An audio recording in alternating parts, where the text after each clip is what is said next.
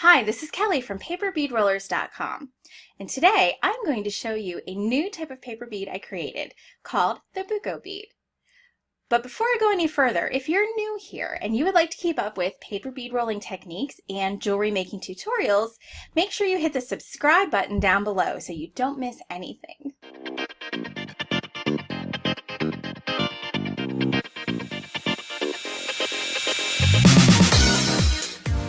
Buco beads are a three-dimensional bead with cutout shapes and a second color showing through the cutouts. You can make them in multiple widths and diameters to match any project your creative mind can think up. There are two ways to make Buco beads. If you have any computerized cutting machine on the market that reads SVG files, such as the Cricut or the Brother ScanNCut, you can purchase digital cutting files from paperbeadrollers.com, and then you can cut the patterns from any paper you like.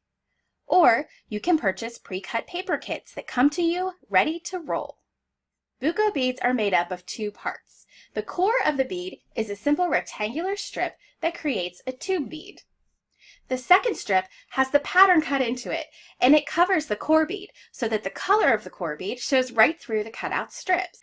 You can use any diameter of bead roller and any type or thickness of paper you'd like. The combinations are endless.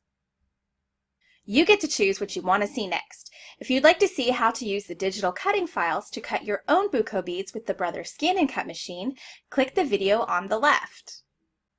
If you'd like to see how to roll Buco beads with strips that you've cut yourself or with strips that you've received in a pre-cut kit, click the video on the right. And don't forget, if you haven't subscribed to this channel, subscribe now so you don't miss a thing.